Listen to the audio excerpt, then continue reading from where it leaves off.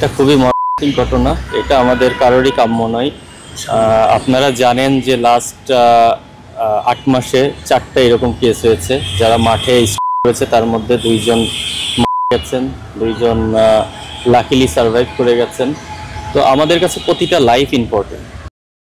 তো আমাদের চাওয়া না যে মাঠে এই ধরনের কেস দেখেন যে কারো ক্ষেত্রেই ঘটতে পারে, কারণ আপনি শারীরিকভাবে যে কোনো সময় অসুস্থ হয়ে যেতে পারেন।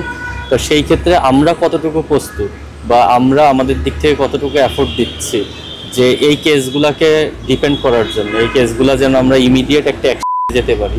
তো এই ব্যাপারে অবশ্যই চিন্তার বিষয়। আমরা এই ব্যাপারটা করে কোর্ট করে আমরা বিসিবি বরাবর আমরা একটা চিঠি দিয়েছি যেন আমাদের টপ লেভেল থেকে ন্যাশনাল টিমের খেলা থেকে শুরু করে 3rd ডিভিশন পর্যন্ত এজ লেভেল প্রত্যেকটা ভেন্যুতে, যেই ভেন্যুগুলোতে খেলা হবে সেই ভেন্যুগুলোতে যেন ইমার্জেন্সি ব্যবস্থা থাকে, যেন এই ধরনের কেস হলে আমরা ইমিডিয়েট একটা অ্যাকশন যেতে পারি। হায়াত দেখেন আল্লাহর হাতে, কিন্তু আমাদের বিষয়টা হচ্ছে আমরা আমাদের দিক থেকে কতটুকু এফোর্ট দিচ্ছি, আমরা আমাদের বেস্ট এফোর্টটা দিচ্ছি কিনা, এটা কিন্তু কোয়েশ্চেন মার্ক।